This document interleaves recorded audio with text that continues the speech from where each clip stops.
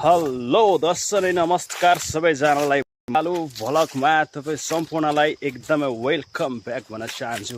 म चाहिँ उपस्थित भएको छु तपाईँहरू माझमा जङ्गलको यो एरियालाई टक्क समेटेर चाहिँ तपाईँहरूको लागि एकदमै खतरा भिडियो बनाउनको लागि है त गाइजहरू। हेर्नुहोस् तपाईँहरूले यो जङ्गलको भ्युजहरू। माछा चाहिँ कता छ त?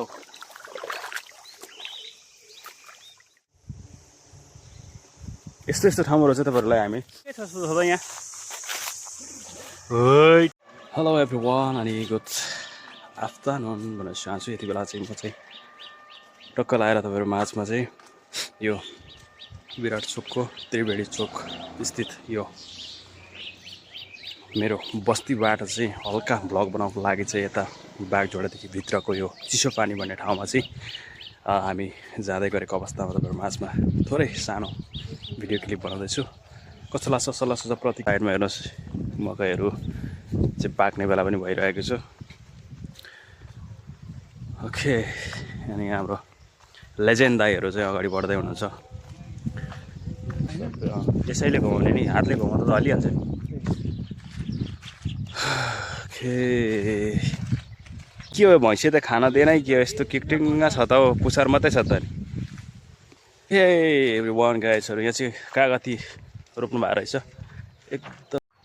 अहिले चाहिँ हामी जङ्गलको छेउमा एउटा आन्टीको घरमा आइपुगेको छौँ। डेफिनेटली छ परालको चाङहरू पनि लाउनु भएको रहेछ। दिदीले थाहा पाएरै अगाडि नै ट्याक्क अगाडि नै दिदीले थाहा पाएरै यसरी प्याक गरेर राखिदिनु भएको। ए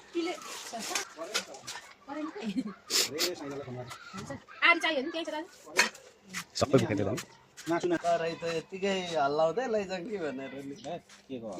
छोरीहरू सक्नुहुन्छ। भ्लग बनाउने मान्छे चाहिँ यतातिर छु सौ। त्यति राम्रो मान्छे चाहिँ छुइनँ रै पनि हल्का भ्लग चाहिँ बनाउने कोसिस गर्छु है त गाइजहरू। देख्नुहुन्छ हामी एकदम रुख आफै ढलेको छ यहाँ, हावाले झल हाल्यो। घाँस त दर दर लिएर आउनुभयो त आन्टी अङ्कल, के गर्नु, दुःख गर्नै पर्यो होइन।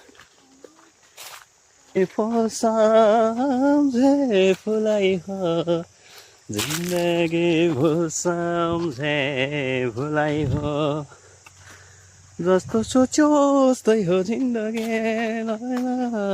त्यसैले त लैहालौ म यहाँ बेलैमा लै ढल्के जाने जवानको भरहुन्न। अहिले चाहिँ एउटा जङ्गलमा मान्छे बस्नको लागि एकदम शुद्ध कुटीको छेउमा आइपुगिसक्यो गाइजहरू है। यो चाहिँ एकदम हाइवे रस्तर बाटो छ, यो चाहिँ केराबारी जाने बाटो भइहाल्यो। अनि हामी चाहिँ यो एरियामा चाहिँ यसो मान्छे बस्नको लागि बनाएको ठाउँ रहेछ अहिले। यो एकदमै सुन्दर ठाउँ एरिया छ।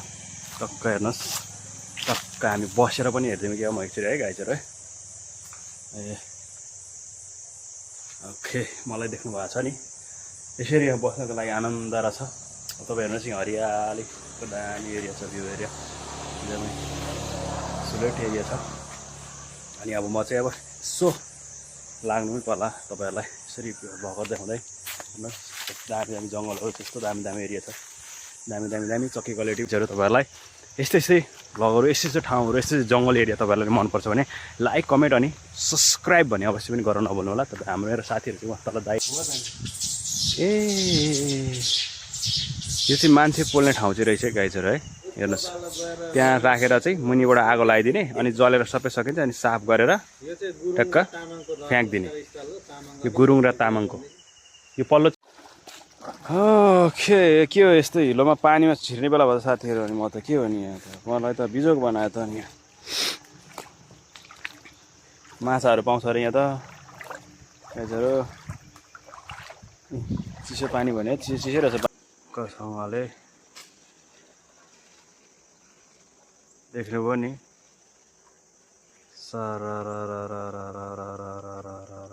होइन।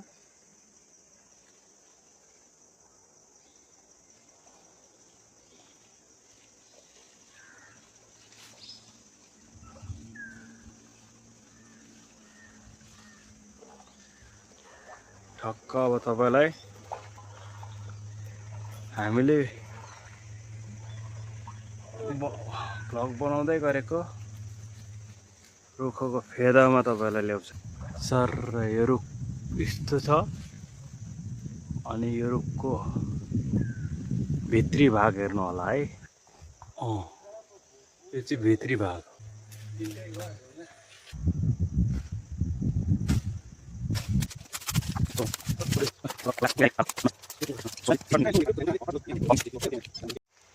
ल चुलो पनि रेडी भइसक्यो।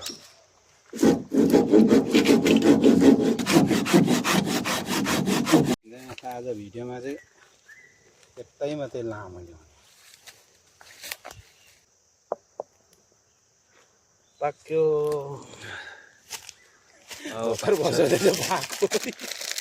लालीपप पनि रहेछ होइन। ओ माई ललिपप गाइस ललिपप खाने हो भने चाहिँ फाइनली गाइस खतरा रहेछ। दामी छ गियो।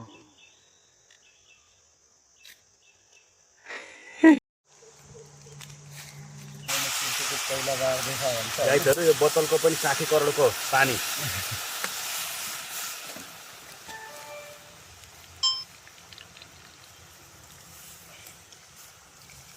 60 करोडको पानी लाइदैछ गाइस।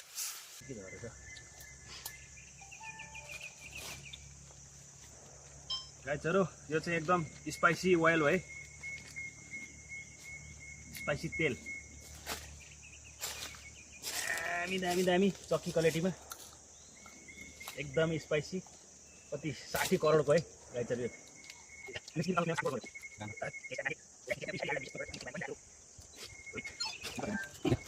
गाइस 30 करोडको अन्डा।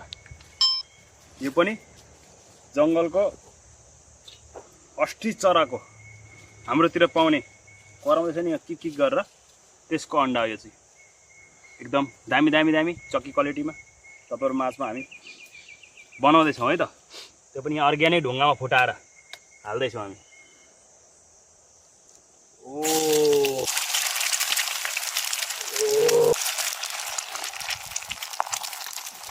दामी दामी दामी। यो फेरि त्यसैबाट फेरि अर्को पनि आउँछ कि 10 वटा हुने रहेछ कि। तिमी ओके खाइबो आज त भान्जी भन्छु तपाईहरुको लागि यो भिडियो फाइनली सकिएको छ। नेक्स्ट भिडियोमा तपाईहरु माझमा फेरि पनि जोडिने बाचा गर्दै यति बेला भने यो हरियाली जङ्गलको यो बसाइबाट तपाईहरु माझ नेक्स्ट भिडियो तपाईहरु माझमा जोडिने बाचा गर्दै तपाईको प्यारो साथी मकाल हिमेल भ्लग च्यानलका ओनर चाहिँ बिदा हुन चाहन्छ। नेक्स्ट भिडियोमा पक्कै पनि भेट हुनेछौँ। पक्कै पनि सब्स्क्राइब अनि बेल आइकन। सी यू नेक्स्ट भिडियोमा।